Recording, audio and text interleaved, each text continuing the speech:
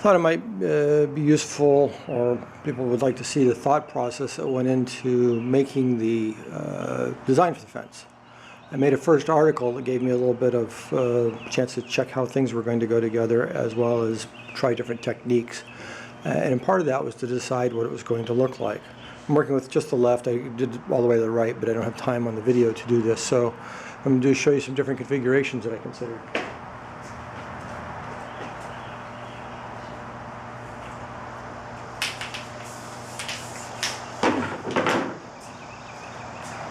That's a second one.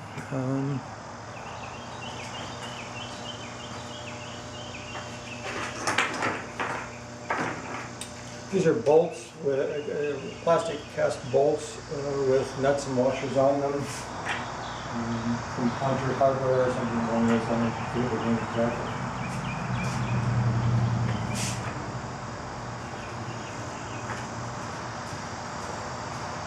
Here's another choice.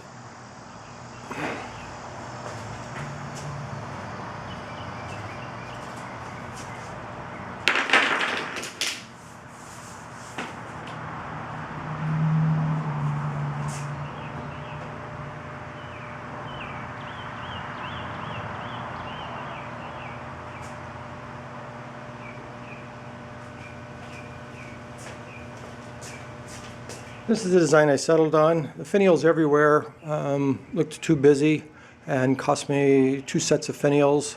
This pretty much gives me the look I want and is simple to do. So this is how I chose to go with the design I did. First thing I'm trying is to drill 3 holes through the stack. They come bundled 12 with a band already around each end. So I'm going to drill those and set some screws all the way through here. This end gets trimmed off, so hopefully these 3 screws will kind of lock this stack in place and give me a registration point. And then I will go ahead and put a template over the top, mark the holes, and then drill the entire stack of 4 3 times to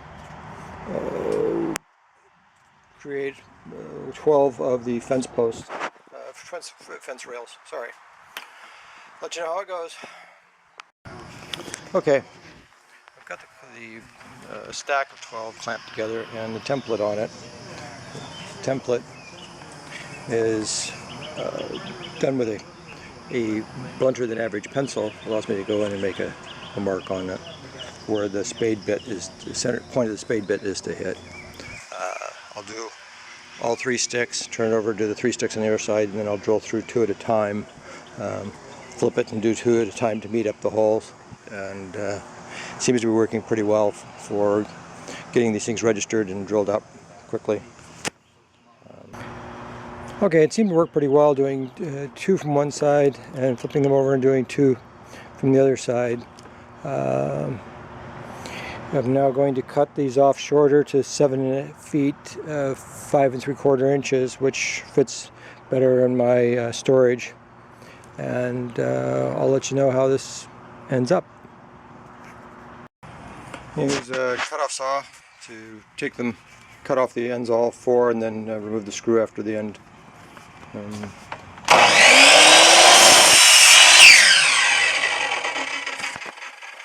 all the same length, and they'll come out in the storage for next stage. Okay, the second bundle definitely went faster and easier than the first bundle, less manual labor. I've got 3 more bundles to do. 3 bundles are 60 pieces. I needed 54. You can see from some of these pieces here. The inside, I swapped out ones that I could find. This was in the core. This is pretty much completely useless piece, but yeah, there are going to be some of those in there. For 96 cents before coupon, what can you expect? Try it again, working on it tomorrow. Bye. Okay, here's some lessons learned. In my case, I had to trim it just them a little short to fit in the shed, which is, I knew that up front. But what I should have done was made sure I trimmed the end with all the little stapled stickers on it. and now I wouldn't have to be removing the extra stapled stickers.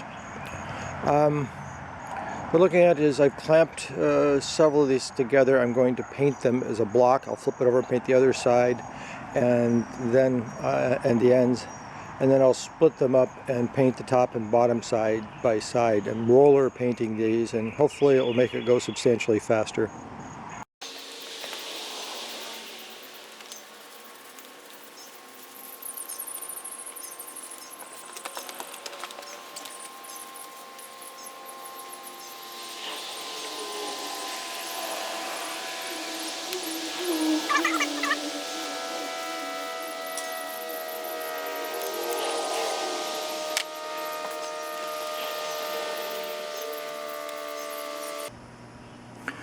Okay, the two sides done. I've got the larger ones to do now. Well, so far so good. Doing one side anyway.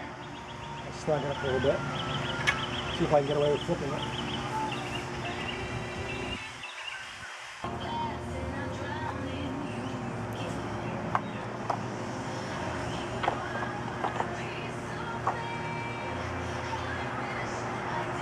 Now the question comes to mind, is the clamp even needed for this?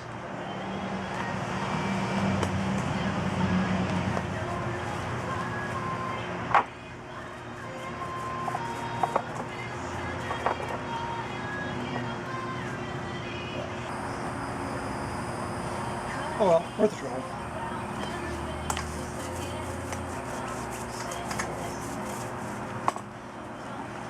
One more you with that. I've seen painting before. Still at it.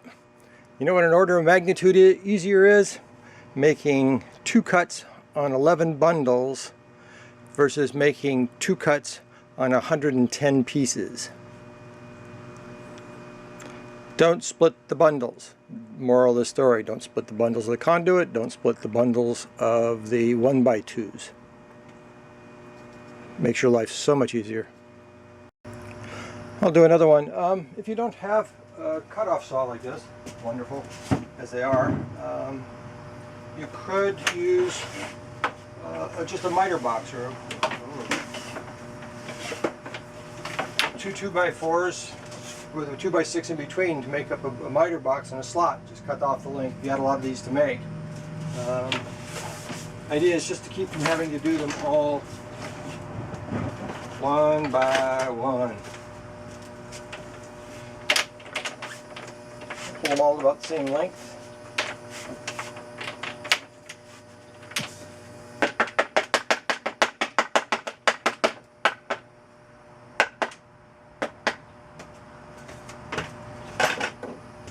Push them down a bit. It's about the right place.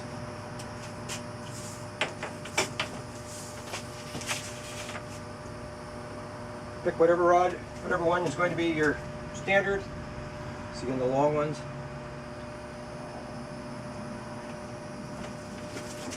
Mark it.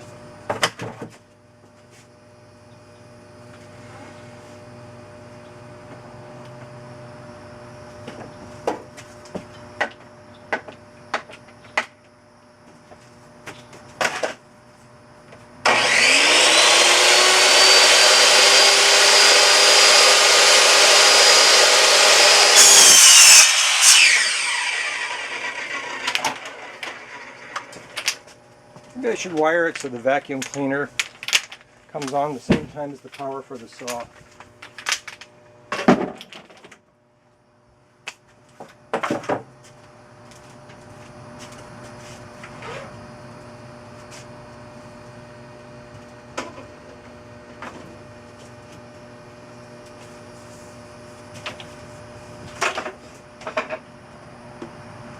They're still in place.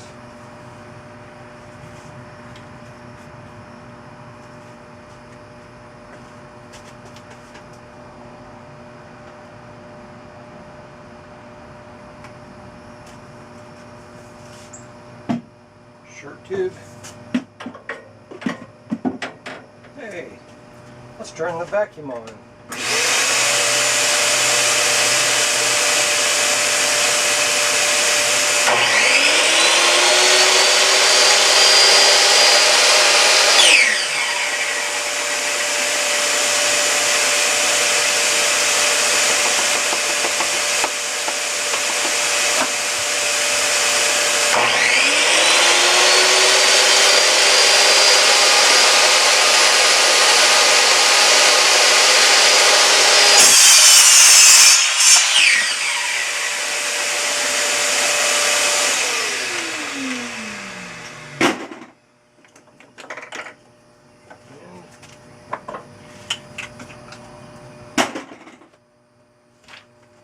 other 10 done.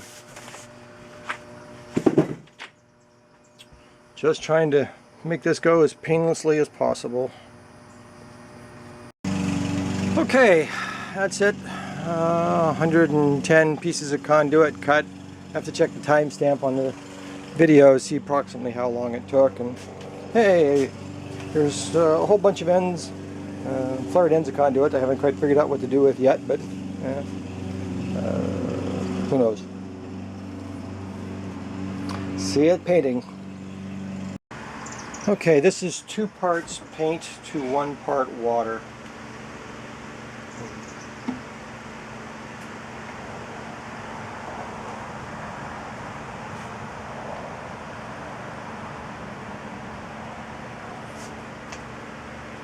Looks pretty good. I can't read the writing printed on the tube at this point, so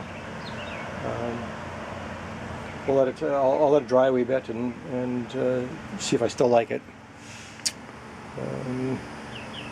It's a pretty good ratio. Essentially adding a half a cup of water to 1 cup of paint. By the way, the paint in this case is Sherwin-Williams satin finish A100 exterior acrylic latex. Okay, let's see. Learned I don't, for what I'm going to do next, I don't actually have to wipe them down with a damp cloth. I can air hose them off. Gets most of it off. There's still little pieces here and there, but I think the rest of it will come off. Setting them up over here. These will all go over there in a minute, and then I'm going to try spraying them. This is plan, I don't know, D. This is a $9.99 with coupon Harbor Freight, high volume, low pressure air sprayer. It seems to be working out really well for it. I'll give you a little demonstration. The mix in this particular one is 4 parts paint to 3 parts water.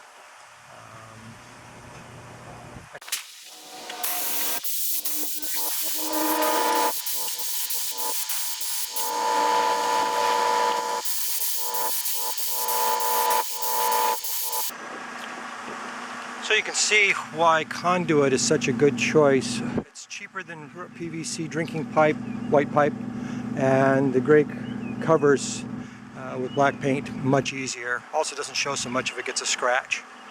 So I think I have a way to get these painted. I'll have a couple more runs at it. I'll go do the second coat on the far side over there. And then once this is dry, I'll roll them.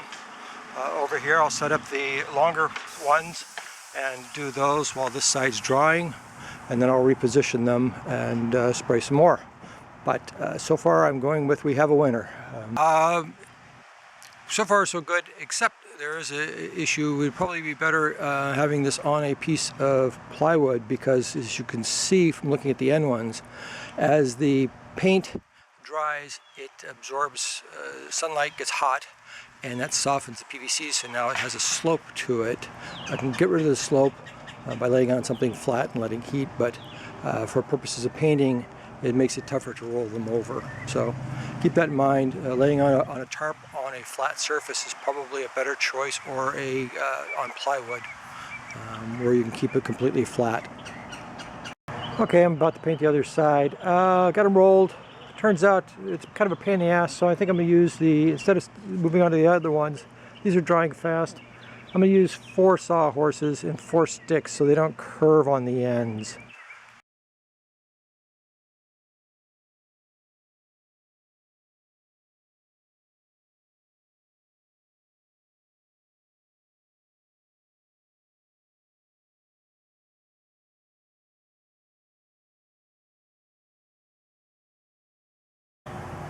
Hi again.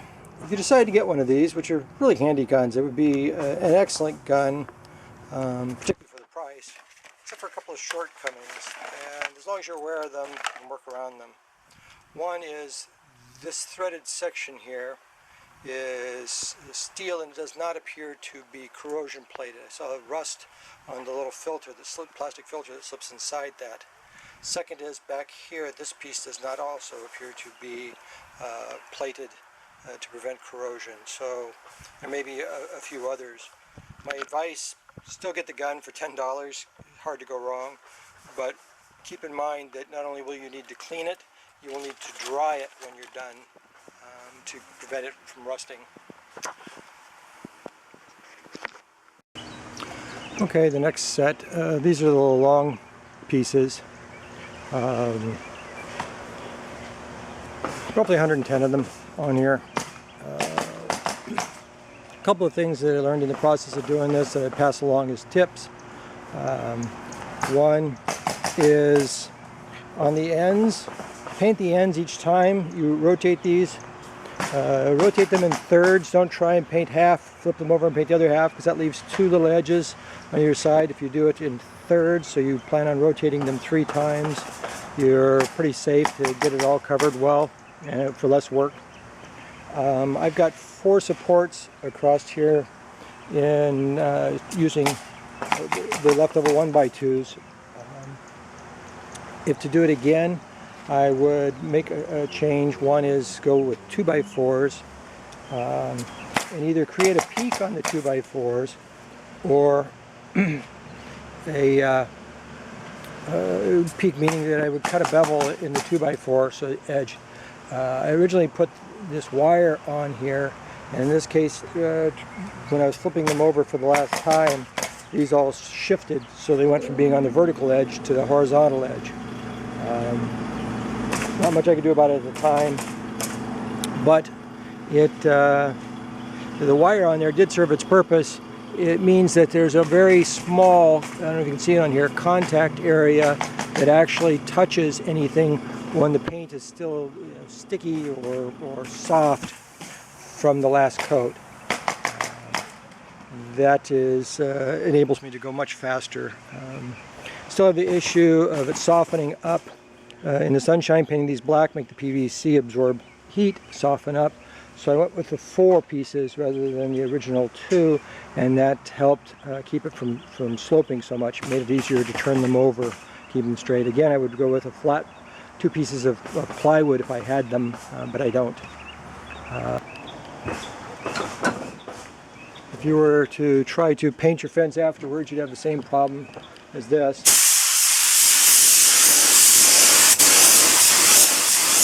Most of your paint is lost in overspray. Here I get to use most of the paint, and I painted both sets of verticals, so that's 220 poles basically, with less than a gallon of paint.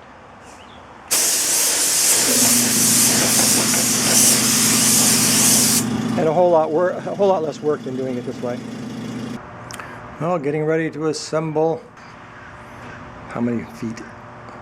130 feet of this stuff or something. About 18 more panels, fence segments. Okay, trying to assemble these things. Sorry about that shaking. Got my first article piece done. This is the actual configuration that I intend to use. You can see that there's a fair amount of scratching on the paint. Particularly on the longer ones I did yesterday, so the paint's softer. I have a choice of either waiting much longer for the paint to harden up, or figuring out a way to do this without scratching them up so badly. To help that, one of the problems I had on the first one was keeping the bars aligned as I slid the pipes through it, which anytime they bound, they would take off some paint. So I set up a little bit of fixturing here. Just took a 1x2 and some of those end pieces that I cut off these to make them 7 feet 5 inches were left over and put to good use to be little blocks to help align the boards. So I set the boards in, set these to hold them in place, and then begin sliding the tubes in. Works better, much less damage on. Have to wait another week or 2 for these things to fully cure.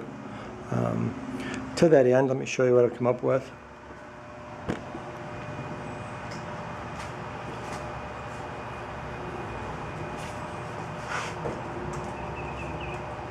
Again, instead of taking the PVC and pushing through I'm going to clean it. I think I get a better result with a hole saw.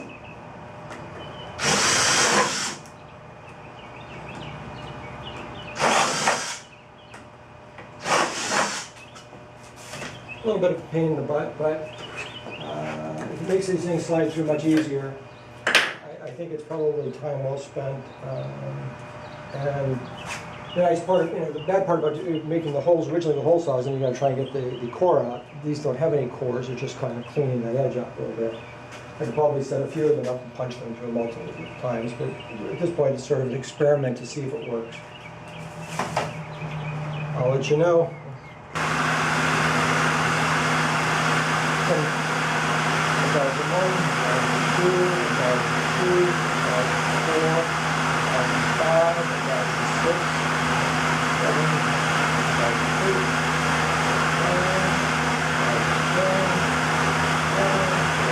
2010,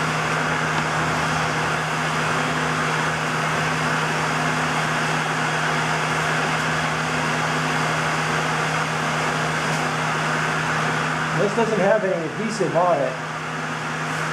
Could have put some on there, but there's a cool one. But I did a little bit earlier.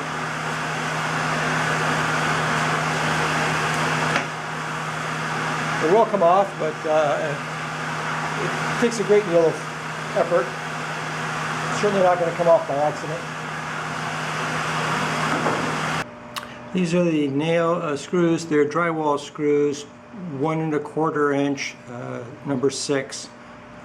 They come in a 5-pound box for about $20 before any coupons. These were just to fill up the remaining ones I needed.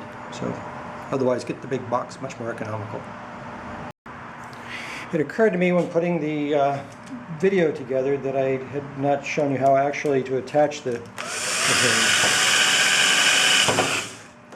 I'm using, I don't know, something on the order of 100,000th of an inch, sorry, 1/10 of an inch drill, to pilot drill these in the center. This is intended to keep the wood from splitting. And normally I would do this on a whole set. You can also see why 2 drills would come in handier if you happen to have them available. Back the clutch off so you don't strip the screws.